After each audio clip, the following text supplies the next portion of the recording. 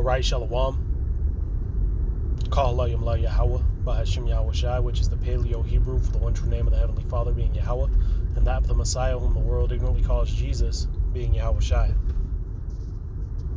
As it is written, there is no other name given among man whereby ye must be saved. Acts 4:12. Point blank period. I'd like to give double honors unto the elders and the apostles at GMS Grand Millstone, and a sincere peace, love, blessing, salutations unto all those of you hopeful and faithful Israelites who have been called, who are doing the best to make the calling of their election sure, man. Lord willing, this be edifying. All right, you see the headline, man. You see the topic of the lesson. Hey, at the end of the day, man, hey, we've been told that we're what, man? A living sacrifice. You see? In fact, we've been told even to count the costs. And before I dive deeper into this lesson, I'm going to go ahead and jump into the book of Luke, chapter 14, since I said that. And just getting straight to the main point. It says, Luke 14:25, it says, "And there went great multitudes with him. And he turned and said to them," right, let's see what Yahweh Shai said to them. "Oh, I'm happy that I have a great multitude following me." Let's see how Yahweh Shai responds, man. He said, "If any man come to me and hate not his father and mother and wife and children and brethren and sisters, and his own life also, he cannot be my disciple." Hey, so there you go, man. And why does it say to hate these things? Does that literally mean that you have to show hatred towards those? Well, the scriptures say to show love, right? Because that's going to help you atone for your deeds, to not be doing wicked acts towards one another if you have love for one another, right? The reason why this is saying hate, as we go on verse 27, it'll expound upon it. It says, "And whosoever doeth not bear his cross and come after me cannot be my disciple," is because you've denied your life in this flesh, man. You've denied your life in this flesh, just as Moses, just as these prophets of old, to follow after Yahweh Bahashim Yahweh Shai. You see? As it is written, "He that loveth his life shall lose it, and he that loses his life for my name's sake shall gain it." You see? So that's why it'll be as though it's hatred towards these people, because your life does not revolve around them, man. Especially your woman, man. Hey, because we all know, hey, even Esau, that old power couple, man. So, unfortunately, a lot of time for, you sincere believers out there, man. All right, your partner, makes your walk very difficult for you, man. And really the reason why is because they're going to want to be put on that pedestal, man, where Esau told them they could be. Well, not realizing that, the Most High being put first is order and ultimately, salvation for the entire household. But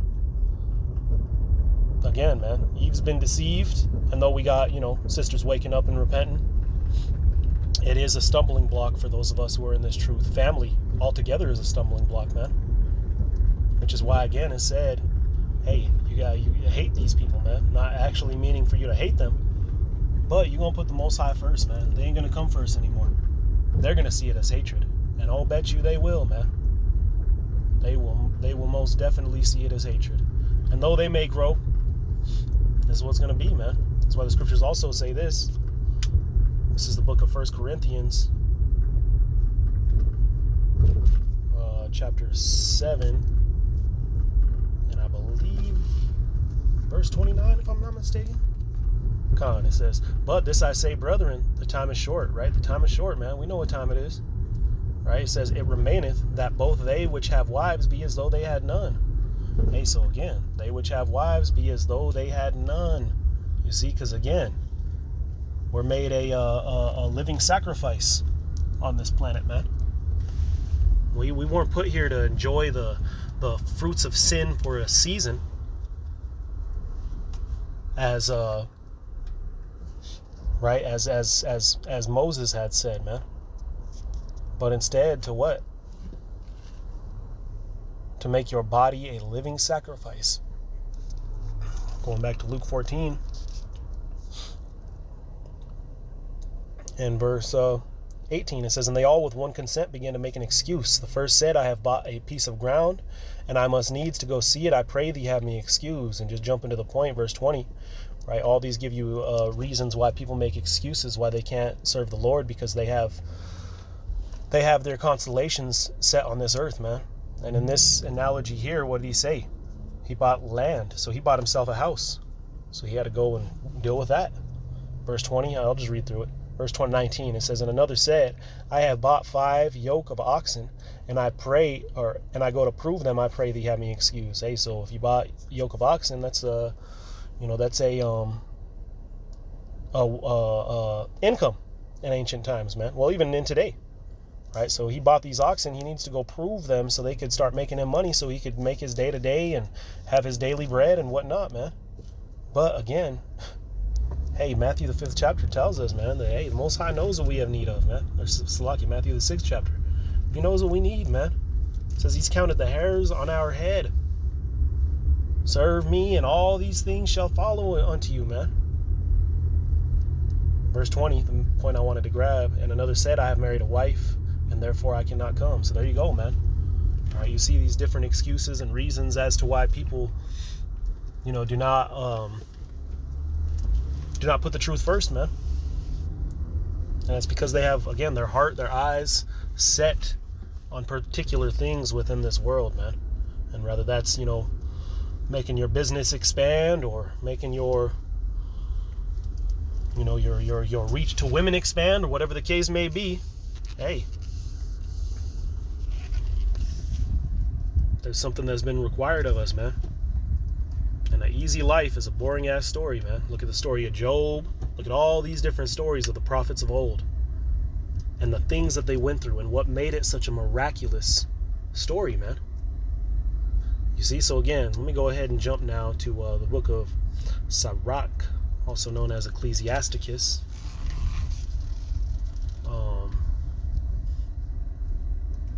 Let's see, chapter 6.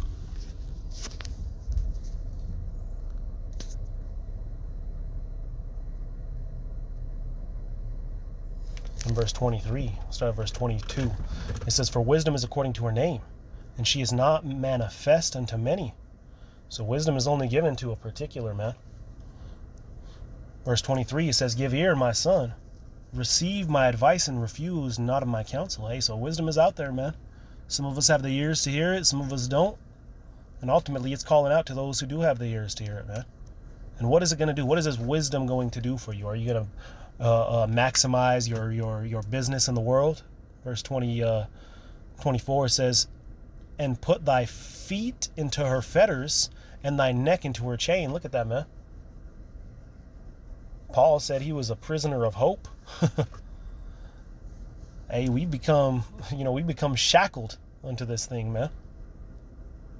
And we're going to get hit with the highs and lows. But at the end of the day, man, the Most High, this is his movie, man. Scriptures tell us that he governeth the world in the palm of his hand, does it not? And it also tells us, going back into the book of Isaiah, right, that with this plant that he's created with great effort. In fact, let me go ahead and grab it. In fact, I think that might be in the book of 2nd Esdras. I believe it is. 2nd Esdras, chapter 9.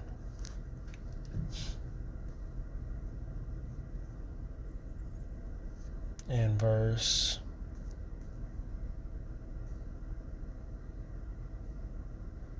21. It says, and I saw and spared it greatly. Let's go ahead and back up, man. Verse 20, it says, so I considered the world, and behold, there was peril because of the devices that were come into it. So there's peril in this world, man. The reason why is because the devices that are taking place, the sin, the transgressions. Think about it, man. The broken households that we grow up in due to the adulterous lifestyle of the world that's pushed onto us at an early age, right? Women learning to go from man to man to man. Now you have all this messed up, the atomic household's been ruined, man. And it's not only that, but hey, the black and brown culture, all this madness that they have pushed, the sodomy. Hey, there's many devices in this world which has led to peril within it, man. Verse 21, it says, and I saw and spared it greatly. and have kept me a grape of the cluster. So even though all this hell's taking place, right, the Heavenly Father kept a grape. It's like you had a whole vineyard or a cluster of grapes, and he kept one grape, and a plant of a great people. So he kept one particular grape, which is likened unto the elect, man. And what has he done with this elect? Verse 22, let the multitude perish then, which was born in vain, and let my grape be kept and my plant, for with great labor I have made it perfect. So the Heavenly Father is perfecting us with great labor, man. And even though it may not seem very fun, if you will, at the end of the day, man, it's a great labor that's taking place in order to perfect you. You are getting better and better and better. As the scriptures say, we're being put in the furnace and tried as gold, man. And in order to burn all the dross off that gold, that's going to be hot, very hot. You see? So anyway, going back, Sirach chapter 6 and verse 29. Forgive me. Verse 25. Bow down thy shoulder and bear her, and be not grieved by her bonds. And the bonds are this hell, man. Hey, the shit that you're going to go through, man. And you know, part of that too is you restraining from this world. That battle of the flesh, of course, we have urges, right? But we fight that old man day in and day out. Sometimes he gets a lick in. Hey, but we constantly fighting that devil, man. We're constantly fighting this flesh, you see? Going on, verse 26, it says, come unto her with thy whole heart, and keep her ways with all thy power. Search and seek, and she shall be made known unto thee. And when thou hast gotten hold of her, let her not go. And there's going to be times where you're going to want to let her go, man. There's going to be times where you just, only thought you could have is just letting go. But you got to endure. You've got to hold on. Stand strong. He's coming, right? Hey, it's true, man. He's coming. You just got to endure, man. Picture it like you know, you standing next to something, and every once in a while you get a tempest and a storm, and eventually a goddamn hurricane. And you got to hold on to that pillar with all your might. As long as you're still there, you're going to be okay, man. We just have to endure. Yahushua already overcame for us, man. Now all we got to do is endure. It's just the race has been beat for us already, man. Verse 28, it says, for at the last thou shalt find her rest, and that shall be turned into thy joy. That's right, man.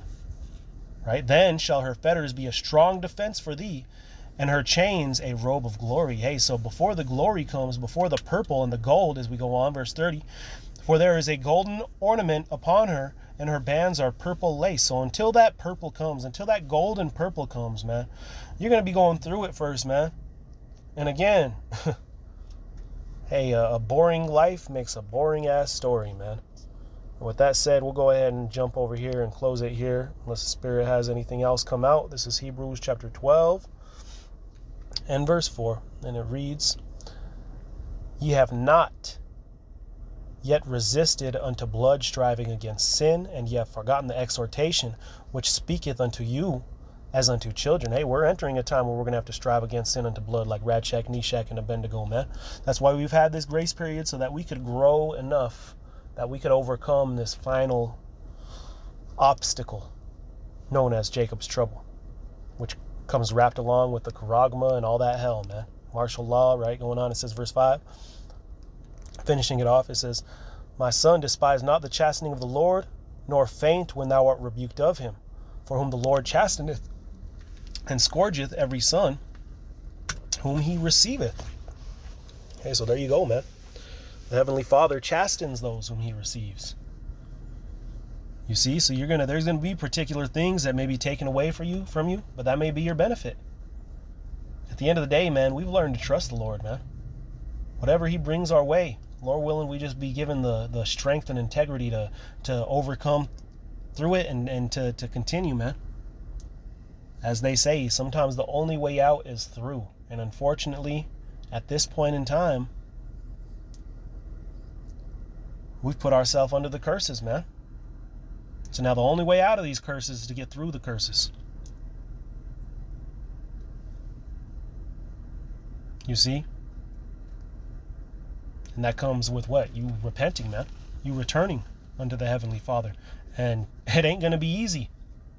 It ain't going to be easy, man, because we're repenting from a low, dark, and destitute state, which proves the power of Yahweh B'Hashem Yahushai, that we've come this far.